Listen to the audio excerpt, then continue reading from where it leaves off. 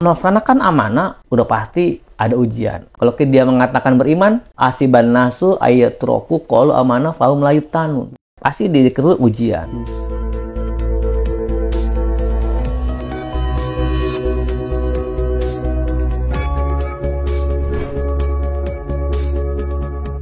Bismillahirrahmanirrahim. Assalamualaikum warahmatullahi wabarakatuh. Waalaikumsalam. Alhamdulillah wa syukurillah ala nikmatillah la haula wa la quwata illa billah. Mitra JIC di mana saja Anda berada, tentu semoga dalam keadaan sehat dan penuh keberkahan. Dan tentunya saya Abdul Nasir Hasan sangat senang bisa hadir kembali dengan program Sorban Umat yang tentunya ini akan membicarakan, mengobrolkan tentang problematika umat kita, terutama kita umat Islam. Di negeri kita ini tentu banyak hal-hal yang sedang terjadi, yang itu semua harus menjadi pelajaran buat kita, bagi orang-orang yang beriman. Apakah itu kebaikan, apakah itu keburukan, kita memiliki sikap yang harus itu kita perhatikan. Kenapa? Karena kita sadar betul, itu semua akan diminta pertanggungjawaban. Nah, kesempatan bicara pertanggungjawaban, ini kaitan dengan tema yang sekarang, saat ini akan kita bincangkan. Dan ini sangat relevan dengan kehidupan kita, sangat dekat, yaitu tentang kepemimpinan. Kepemimpinan itu, apakah itu jadi takdir Allah, apakah itu pilihan, atau itu bahkan jadi ujian. Nah, ini yang akan kita bincangkan bersama narasumber kita. Telah hadir, yaitu Al-Mukarram Ustadz Zainal Arifin. Nah, beliau adalah aktivis dakwah yang sudah aktivitasnya biasa menyampaikan tausiah, kajian, bahkan ikut di seminar di berbagai kegiatan, terutama tentang kepemimpinan. Tapi biasanya saya melihatnya dalam kepemimpinan keluarga. Nah, sehingga ini akan jadi bahan bincang kita, apakah dari skup keluarga atau bahkan lebih luas daripada itu. Tentunya ini mengena kepada kita sebagai seorang muslim yang akan diminta pertanggungjawaban dalam kehidupan kita di dunia ini. Nah, baik sahabat-sahabat mitra JIC di mana saja Anda berada, maka mari kita simak untuk kesempatan yang penuh dengan keberkahan ini. Kita sapa dulu. Assalamualaikum Ustaz. Waalaikumsalam warahmatullahi wabarakatuh. Alhamdulillah. Sehat Ustaz? Sehat. Alhamdulillah. Tambahin bahagia gitu. Jadi bukan cuma sehat tapi juga harus bahagia. Bahagia. Ya. Tentu tak lepas daripada peranan Mauna Allah. Mauna Allah. Ya. Tapi ngomong-ngomong Ustadz kayaknya lebih awal dulu selalu hadir nih ya di studio. Sesuai dengan jadwal. Alhamdulillah. Sesuai dengan jadwal. Sesuai dengan jadwal memang harus diagendakan ya. Perjalanan juga dihitung Ustadz ya. Sehingga kita sesuai dengan agenda yang kita sepakati, jam segitu kita di tempat harus jam segitu. Ya. Nah, ini juga bagian daripada jiwa kepemimpinan kayaknya Ustaz. Ya, bagian dari. Nah, kita lagi ngobrolin, membincangkan hal yang sangat dekat dengan kehidupan kita, yaitu pemimpin. Kepemimpinan. Ya, kalau bicara pemimpin berarti orangnya ya. Kalau kepemimpinan berarti sistemnya. Ya. Nah, itu takdir Allah, ya, ketentuan Allah, pilihan kita manusia, atau memang menjadi ujian buat kita. Nah, kaitan dengan hal ini, sehingga harus kita sebagai seorang muslim, kita harus bisa menetapkan, memberikan penguatan kepada kita, bahwa pemimpin itu apa sih gitu. Dalam tentunya hakikat dalam pandangan kita sebagai seorang muslim. Ya. Kalau bicara muslim kan berarti tak lepas daripada sumbernya yaitu Al-Quran dan Sunnah. Nah, maka mohon Ustadz berikan penjelasan biar sahabat-sahabat JIC sekalian bisa memahami bahwa pemimpin itu apa gitu. Ya. Sehingga dia akan bagaimana bertindak saat dia memahami, kita memahami, oh ternyata pemimpin tuh begini loh. Nah, padahal Ustaz. Ya, Assalamualaikum warahmatullahi wabarakatuh. Waalaikumsalam. Alhamdulillah wa syukrila nikmatillah wa la haula wa la quwata illa billah wassalatu wassalamu ala rasulillah wa ala alihi washabihi wa mawala. Amma ba'du, para pemirsa dimanapun berada, Alhamdulillah puji syukur kita panjatkan ke Allah Subhanahu wa taala Atas maunah dan hidayah kita bertemu lagi dalam acara Sorban Umat. Mudah-mudahan pertemuan kita ini dapat menambah motivasi bagi kita untuk bagaimana terus dalam rangka mengamalkan ajaran Islam. Selawat dan salam juga tidak lupa kita aturkan kepada baginda kita Nabi besar Muhammad SAW. Baik, ini suatu tema yang sangat dekat bagi kita, yaitu tentang kepemimpinan, takdir, ujian atau takdir, pilihan atau ujian. Sebelum itu kita akan coba dalam bahasa ya. Kalau dalam bahasa itu, bahasa Arab tuh ada beberapa kalimat tapi artinya satu, ya kan? Atau satu kalimat banyak artinya dalam bahasa Indonesia. Kepemimpinan ada yang di dalam bahasa itu ada qawamah. Ya, al-qawam gitu kan. Atau bisa qiyadah, qaid asal kata begitu. Dalam salah bahasa itu adalah masdar, kata benda yang abstrak. Artinya kata benda tapi dia abstrak dalam bentuk, dalam kata dasarnya koma. Dalam kata kerjanya koma, dalam bahasa koma yakumu kuwamatan. Artinya tegak, berdiri, dan tegak berdiri gitu loh. Tegak berdiri. Dalam istilah qawamah itu adalah kepemimpinan. Kepemimpinan yang bertanggung jawab.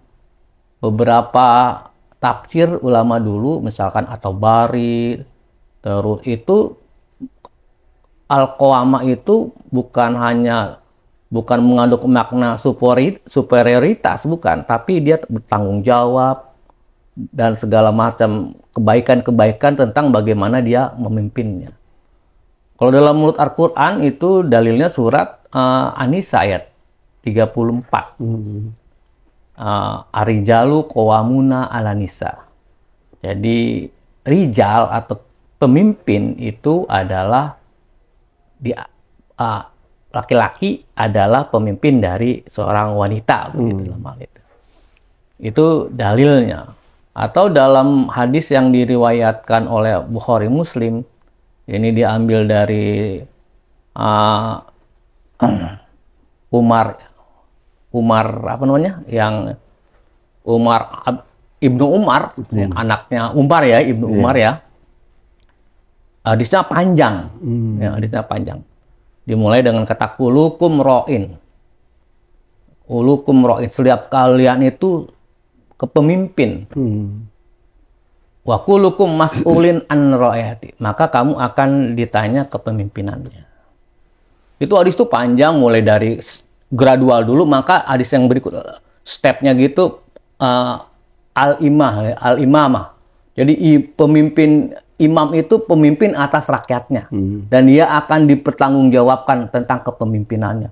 Terus sampai kepala keluarga, sampai istrinya juga pemimpin semua. Hadisnya panjang, dan sampai pembantunya yang ada misalkan, dia juga pemimpin untuk menjaga harta atau aset dari tuannya, dan akan ditanya begitu, ya.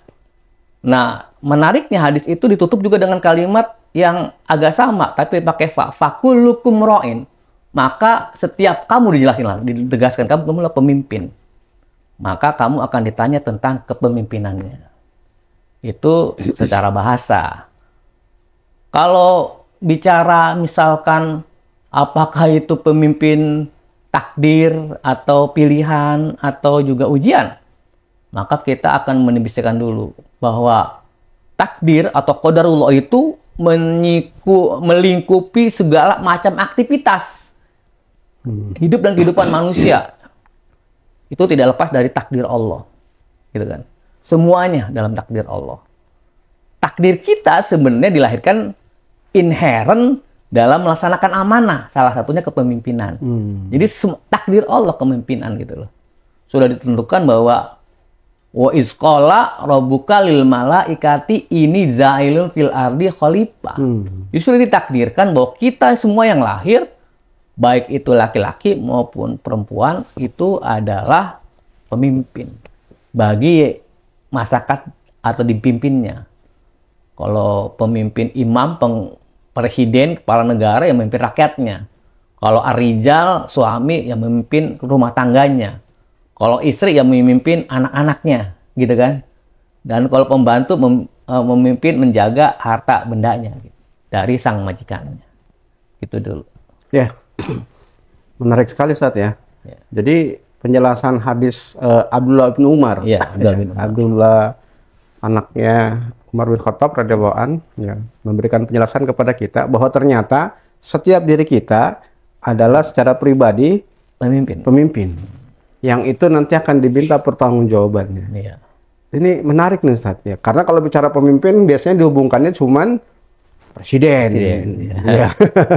Raja atau raja itu menjadi pemimpin. Ya. Paling tidak skupnya suami. Ya, nah saya ingin memastikan dulu Ustaz, kaitan dengan ini adalah menjadi takdir Allah. Ya. Seperti saya dijadikan seorang suami atas istri saya dan anak-anak saya. Itu adalah udah jadi qadarullah. Ya. Kenapa saya menjadi suami dari istri anak saya? Kenapa saya nggak jadi suami istri yang di negara mana gitu? Kenapa ke istri saya gitu ya? Nah, korelasi bahwa ini adalah sudah menjadi takdir Allah gitu. Sehingga saat kita dipasangkan dengan istri kita, atau istri kita juga dia dipasangkan oleh suaminya, ya, atau ternyata dia ditentukan jadi pemimpin masyarakat gitu. Nah, gimana nih hakikatnya sebagai ketentuan dari Allah Subhanahu Wa Taala? Jadi kalau ketentuan Allah kan tuh ada dua ya, secara takwini. Secara takwini di mana keputusan Allah tidak ada kontribusi dari makhluk lain. Allah yang menentukan. Gitu Contoh misalkan alam semesta berputar pada porosnya, detak jantung berdetak-detak tanpa ada kontribusi manusia dan sebagainya. Mata juga berkedip misalkan, kan nggak bisa ada yang nahan tuh mata berkedip ya. Ketentuan Allah juga itu secara takwini. Dan ketentuan Allah, qadarullah itu secara ada yang namanya tasri'i. Ada kontribusi manusia, usaha manusia misalkan. Kita ditakdirkan oleh Allah sebagai pemimpin atau membuat keluarga atau suami. Tentunya nggak lepas dari tasri'i. Ketika kita menjadi suami, tentu kita ini pilihan dari sang istri. Sebaliknya begitu, ya kan? Sang istri pilihan juga dari suami. Kita memilih dia memilih kita atas takdir Allah begitu. Jadi begitu. Jadi tidak lepas dari alam takwini dan alam tasyri'i itu harus menjadi satu kesatuan yang utuh. Gitu. Sehingga, wah ini mah saya nggak usah diem aja lah kalau dalam bahasa Penombo Bekasi itu diem baik gitu. Nggak usah berusaha untuk meningkatkan kapasitas kita. Misalkan. Jadi pemimpin keluarga nggak meningkatkan kapasitasnya menjadi pemimpin yang lebih besar lagi, harusnya meningkat begitu loh. Nggak orang beriman itu nggak selalu mandek atau senang di zona aman begitu, harus meningkat. Itu jadi yang dinamakan dengan takdir. Semuanya tidak lepas dari ketentuan Allah. Secara takwini. Kalau secara tasri'i maka ada unsur manusia. Apakah itu pilihan? Tasyri' itu Allah sudah menentukan tadi kan bahwa nanti nih si Hasan kamu harus berkeluarga. Ya, itu kan ketentuan Allah udah tentukan jodohnya. Betul. Maka pilihan saya jatuhnya ke yang itu juga udah ketentuan Allah. Ketentuan Allah. Ya. Sudah ditulis di Lauhul Mahfuz pada dasarnya gitu ya. Iya. Kenapa nggak dapatnya sih yang ini gitu lah. Iya, tapi memang Allah dapatkan ini. Itu juga tak lepas daripada tasri tadi. Usahanya menjadi pilihannya. Iya. Ya, karena beberapa ayat kan kalau pilihan kan bahasanya nasib. Bekerjalah kamu tentang akhiratmu, wala tansa nasibaka minad dunya. Iya. Ikmal lil akhirata ka anaka, misalkan begitu ya kan. Iya, Wa'mal di dunia ka anaka tamu tuh godan. Itu kan ada usaha-usaha. Iya, betul. Jadi wala tansa nasibaka begitu. Jadi jangan lupa pilihan kamu di dunia itu, gitu kan. Iya. Jadi pilihan di dunia itu nanti akan juga menentukan nanti nasib kita di akhirat gitu. Gitu. Pilihannya apa? Ketika kita berumah tangga, tidak ada kekuaman, tidak ada kuamah dalam diri kita, dalam istri kita, maka tidak akan ada generasi pejuang gitu loh. Tidak ada generasi yang melanjutkan risalah dalam sekup keluarga dan lebih luas lagi gitu. Masyarakat dan sebagainya. Nah, saya tertarik bahwa pemimpin itu setiap diri kita akan jadi pemimpin. Betul. Dan akan diminta pertanggungjawaban. Ya. Meskipun tadi seorang pembantu, bahkan lebih lagi setiap diri kita. Setiap diri kita. Ya. Nah, emang yang mau dipertanggungjawabkan apa gitu, Ustaz? Ya.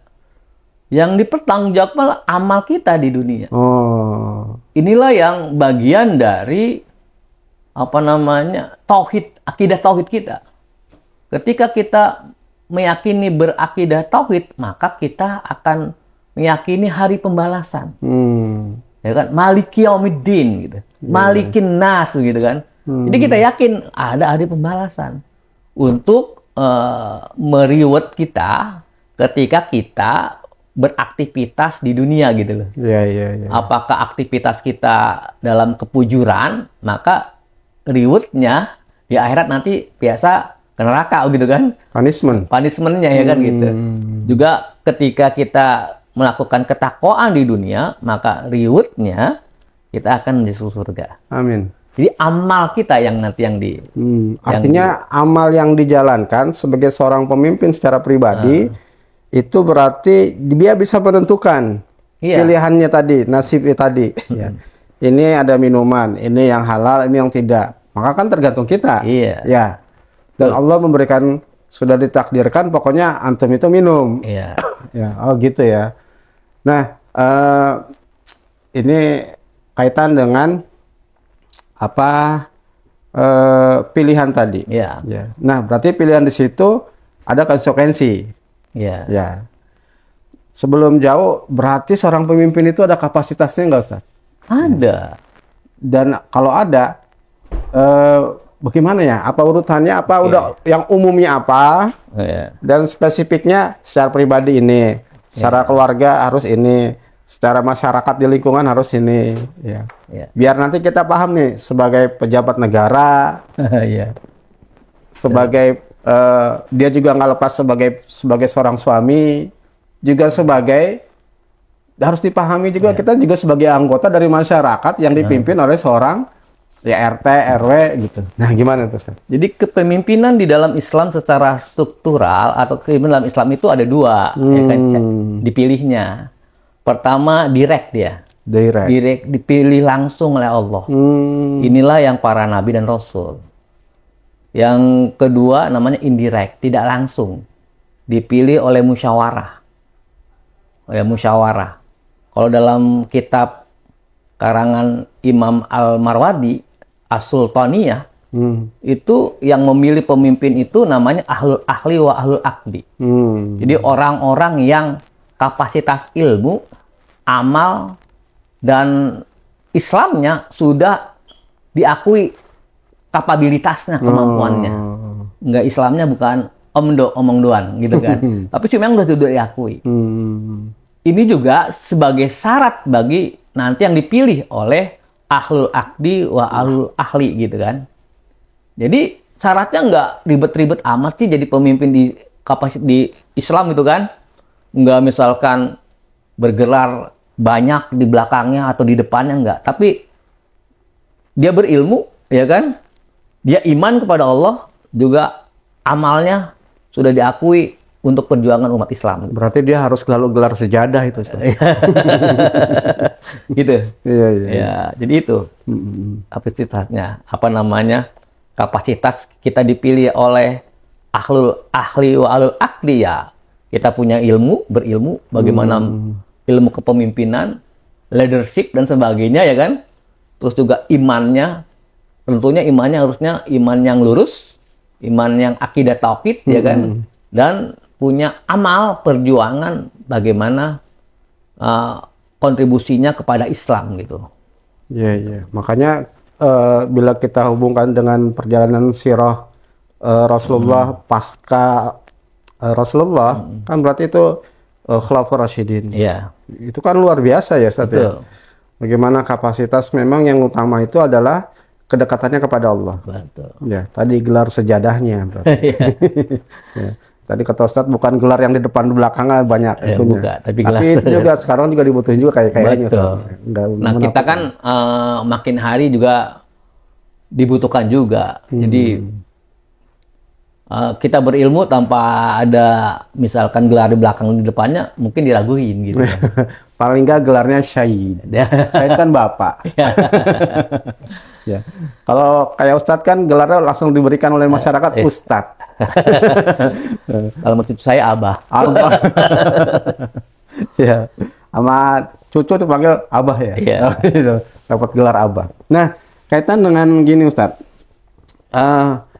Saya teringat saat pemimpin-pemimpin Islam saat dijadikan pemimpin, tentunya tadi kata Ustadz melalui proses musyawarah, justru yang terucap itu kalimat yang kayaknya langsung bukan ucapan bersyukur kepada Allah gitu.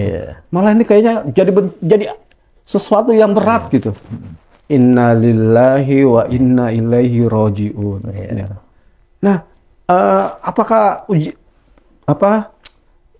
jabatan kepemimpinan ini terutama struktural Ustaz ya? Apakah memang bebannya berat atau memang gimana gitu Ustaz? Kalau berat relatif ya, atau orang sini berat, tapi itu adalah bahwa itu amanah.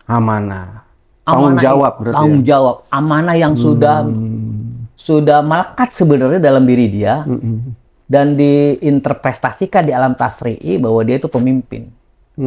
Ini sangat berat, ya kan? Kalau ada misalkan ributnya, tidak ada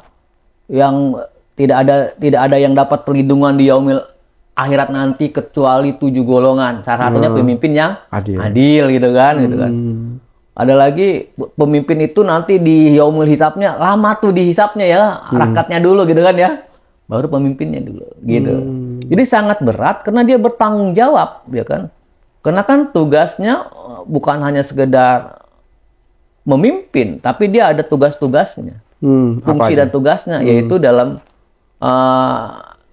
Quran surah 3 ayat 164. Ada yang namanya tugasnya itu tilawah. Membacakan itu berarti memberikan keputusan kebijakan yang bisa membahagiakan rakyat, mensejahterakan rakyat, ya kan?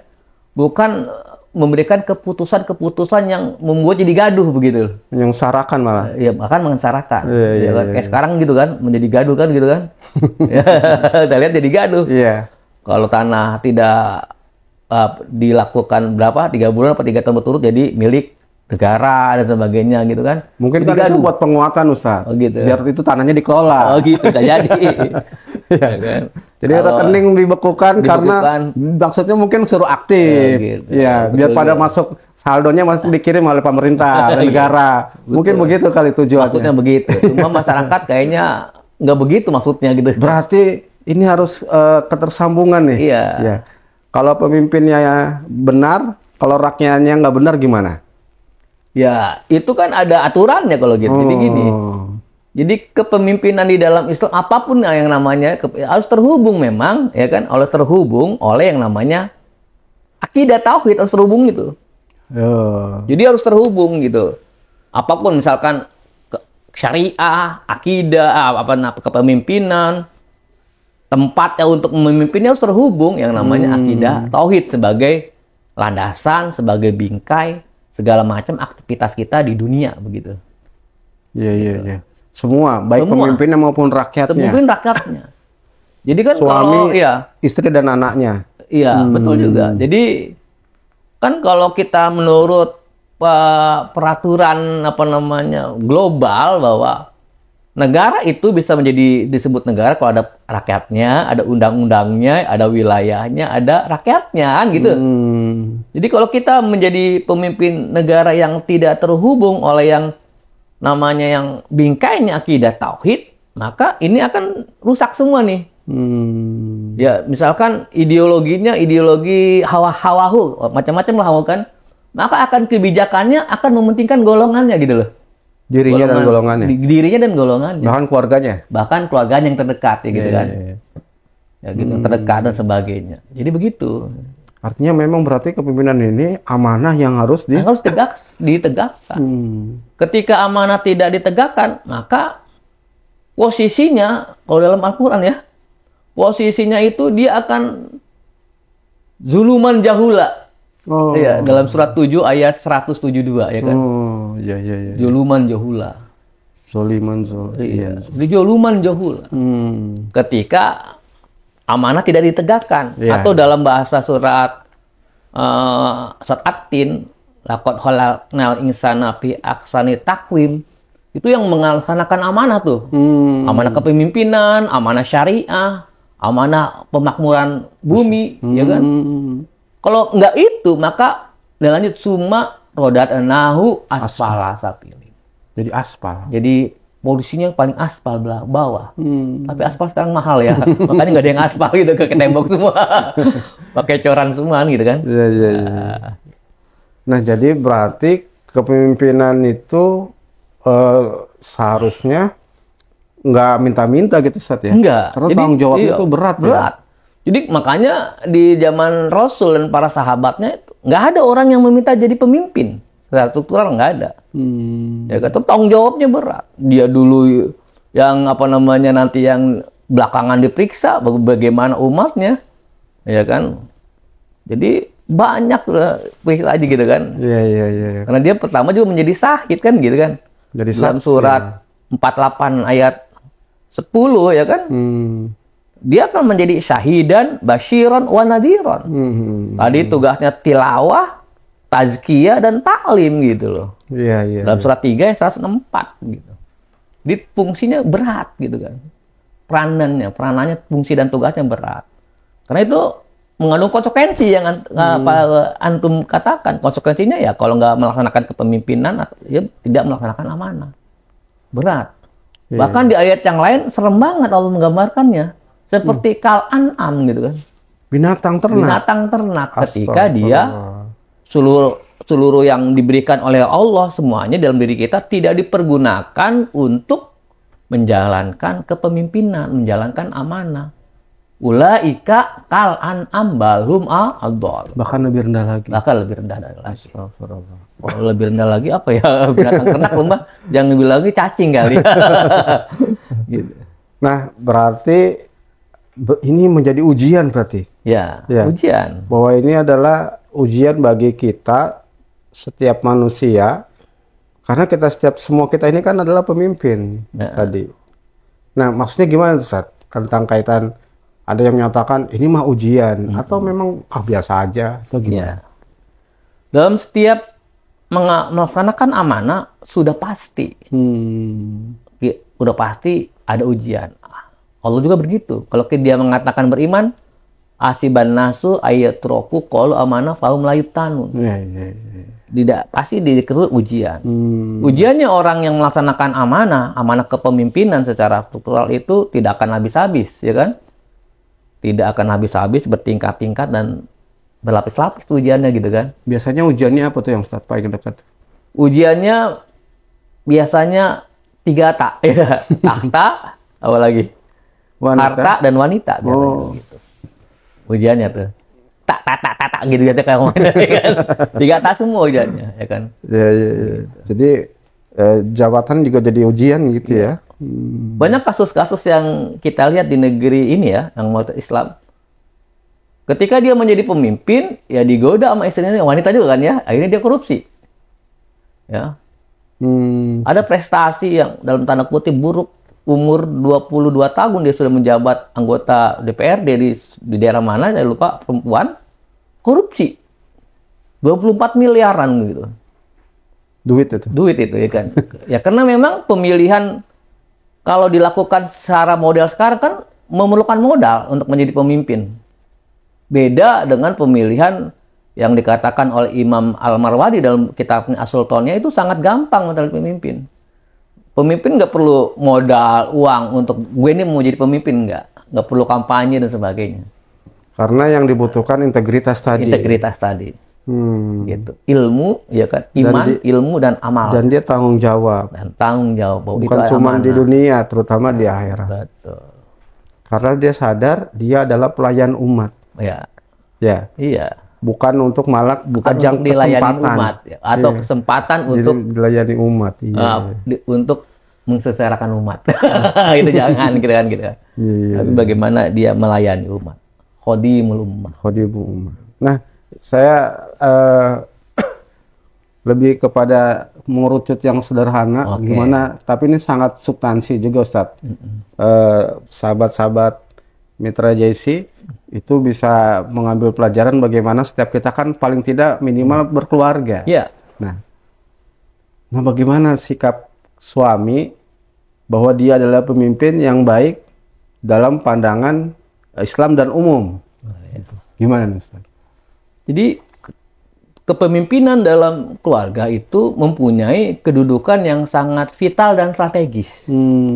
Karena akan menentukan kepemimpinan suatu bangsa gitu loh. Oh, jadi next-nya ada ya? Ya. Ketika kepemimpinan di keluarga tidak berjalan peran fungsinya, baik suami dan istrinya, maka akan hancur tuh negara. Gitu loh. Oh, pengaruhnya sampai ke sana. Maka kalau misalkan dari fungsinya al-qawamah itu kan ada 4 ya fungsinya ini. Ada yang namanya imaroh, ada yang namanya imam yang terdepan. Semuanya fungsi qawamah itu adalah liyukima hududallah. Bagaimana menegakkan hukum-hukum Allah. Yang mas'uliyah, yang imamah, yang imaroh, ya kan semuanya itu. Begitu juga fungsi dari suami istri adalah taat gitu loh. Taat aja dia mah gitu. Taat tentunya penjelasan taat itu nanti dalam Al-Qur'an bisa menjadi nisa, bisa menjadi zaujah, menjadi ummu, menjadi mar'ah gitu loh. Wah, menarik ini. Jadi fungsi dan peran fungsi suami dan peran fungsi istri sama-sama 4 poin. Klop, ibarat baut dan mur gitu loh. Klop. Kalau itu dijalankan, maka akan melahirkan generasi-generasi yang kuat. Juriatan, kawiyatan. Atau dalam bahasa umum menjadi generasi pejuang begitu.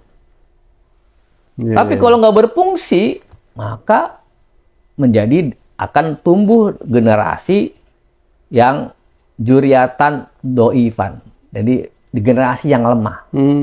Pengaruh dari pemimpin juga berarti. Jadi pemimpin juga, pemimpin di keluarga itu menentukan pemimpin di atasnya gitu. Ujiannya juga ada juga berarti pemimpin keluarga. Betul, ujiannya ada. Sama juga apakah dengan pemimpin negara tadi? Sama. Cuma beda beda stressingnya aja gitu ya. Beda stressingnya, penekanannya aja. Kapasitasnya. Karena sesuai dengan kapasitas. Gitu. Sama ujiannya, ya kan? Kadang-kadang begini Ustaz, baru berkeluarga, pengantin baru 6 bulan, kayaknya romantis banget. Ya, setahun masih udah mulai renggang. Setahun lebih udah mulai. Apalagi 30 tahun itu. Oh, Ustaz udah 30 tahun jangan-jangan? Ya, lebih lah. Oh, lebih ya. Tapi tetap romantis aja. Tetap selalu romantis ya? Tetap romantis. Karena ada romantis itu kan berbanding lurus dengan komunikasi, gitu kan. Gitu.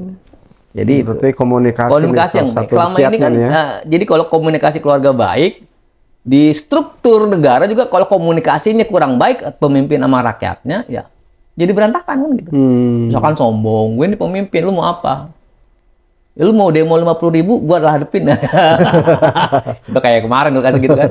Itu kan sombong gitu kan. Ya. Jadi komunikasi kepada istri, komunikasi kepada anaknya harus berkualitas. Walaupun jarang ketemunya gitu. Seperti jarangnya Nabi Ibrahim ketemu sama Sarah atau ya kan, dengan Ismail kan jarang, tapi ketika dia ketemu dia mempunyai komunikasi yang berkualitas. Masya Allah. Gitu. Kayaknya untuk hal ini kita ada segmen sendiri. Nanti kita bahas soal teknologi. Bagaimana biar komunikasinya nyambung, nggak jaga sembung. Nah, kaitan dengan ujian-ujian itu kan pasti ada, Ustaz. Ya. Nah, bagaimana menghadapi ujian itu sehingga seorang pemimpin sadar betul, aneh nih pemimpin, ya, baik di lingkungan, di masyarakat, sehingga dia bisa menempatkan posisinya sedang berada di mana. Dan setiap itu ada ujiannya dan siap untuk menghadapinya. Dan bagaimana juga, wah banyak nih, Ustaz. Dan bagaimana juga dia untuk menguatkan dirinya untuk menghadapi ujian-ujian itu. Contohnya gini, Ustaz. San, ento kan pemimpin, ya, alhamdulillah saya diamanahkan pemimpin itu. Nih, ada proyek, bangun ini. Wah, saya nggak mau, karena ini punya masyarakat. Ternyata ditambah lagi. Oh, kurang. Nih, sekian M. Nggak mau. Pas udah T, boleh lah. Nantilah. Nanti dibuatkan undang-undangnya. Nah, itu gimana menghadapi itu, Ustaz?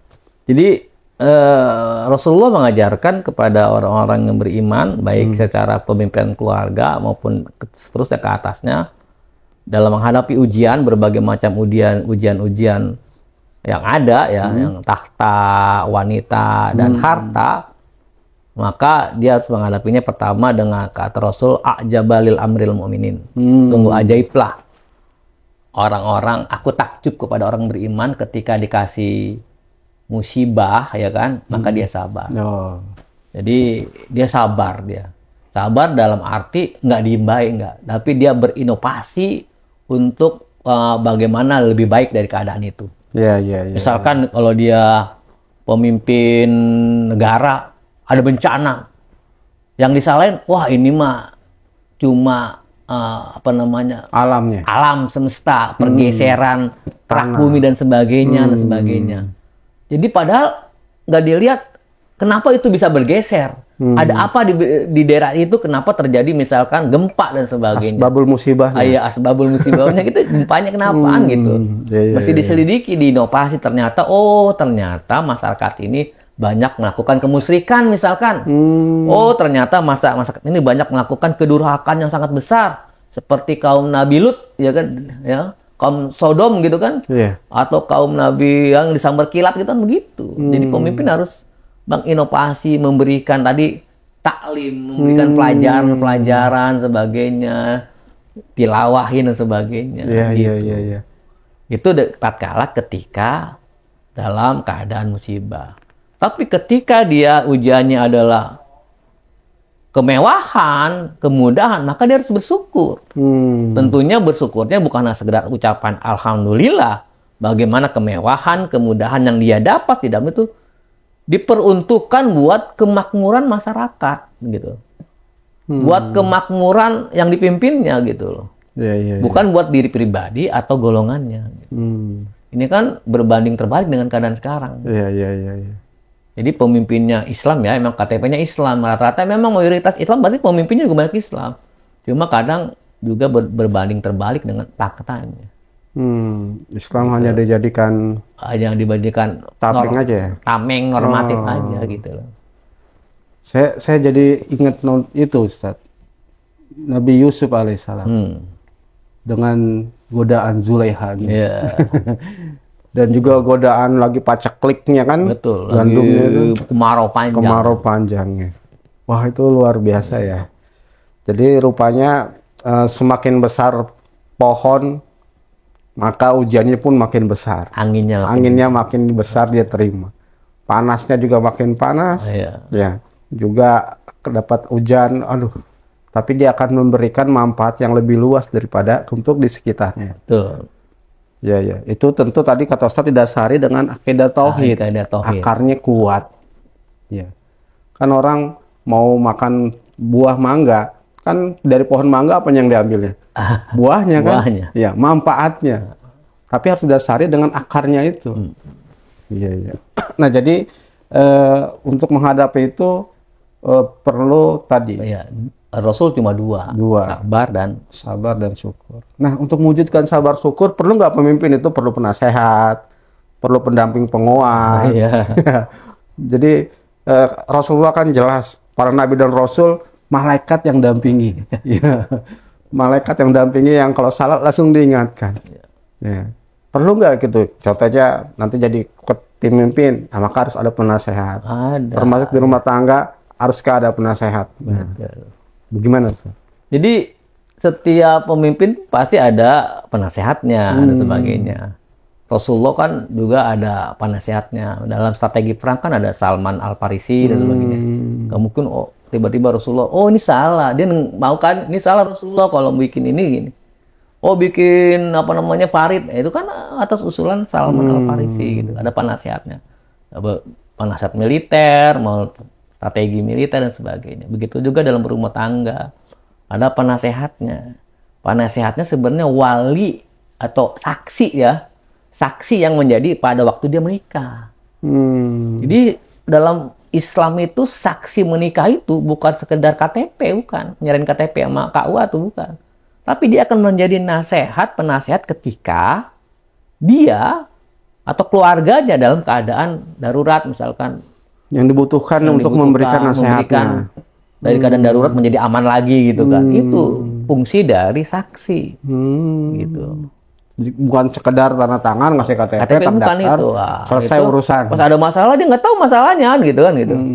Itu makanya mesti diredefinisi lagi tuh tentang saksi dalam nikah, wali dalam nikah dan sebagainya. Jelas kalau yang kedua deh. Ya. Ya, baik mitra JC sekalian, saat kita bicara kepemimpinan, rupanya ini kita tidak bisa menuduh ke orang lain dulu. Ya. Terutama ke kita, karena setiap kita adalah pemimpin. Dan setiap diri kita akan diminta pertanggungjawaban apa yang sudah kita tunaikan dalam kepemimpinan kita. Ya.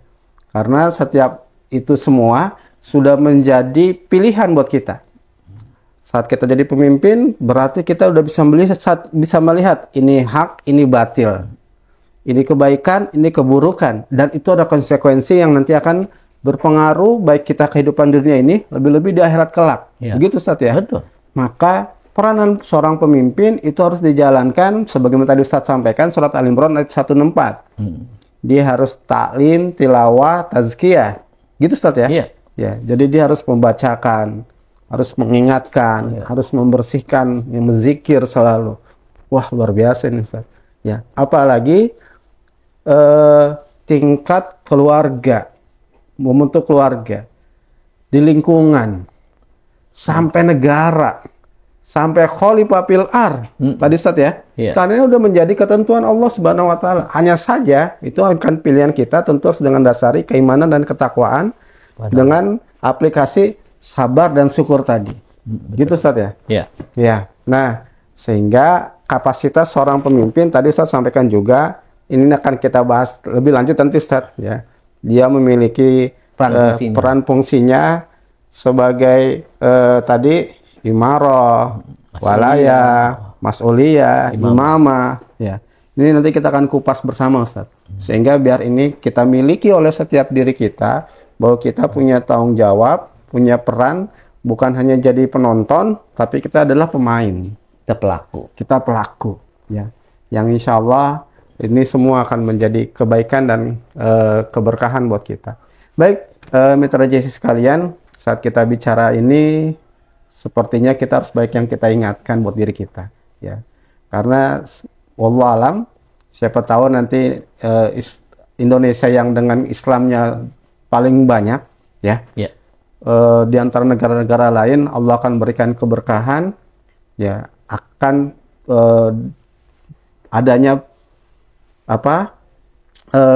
keberkahan yang Allah berikan, ya. Walau an ahlal qura amanu wattaqau la fatahna alaihim barakatun. Wah, insyaallah, ya. Maka ini harus kita bagaimana wujudkan ini janji Allah, maka kita berupaya setiap diri kita, keluarga kita, ya. Nah, sebagai akhir nih Ustaz, ya.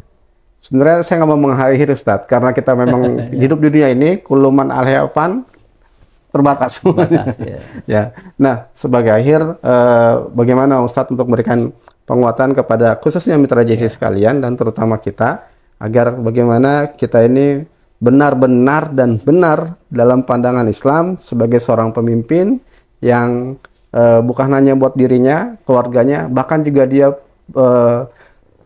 pengaruh bisa memberikan sumbangsi kepada negeri yang kita cintai, Indonesia ini. Silakan. Ya, al-qawamah atau kepemimpinan, khususnya kepemimpinan dalam rumah, dalam bait. Sehingga bait itu menjadi al-jannah, baiti janati, kata Rasul, itu ketika al-qawamah itu berfungsi sesuai fungsinya masing-masing.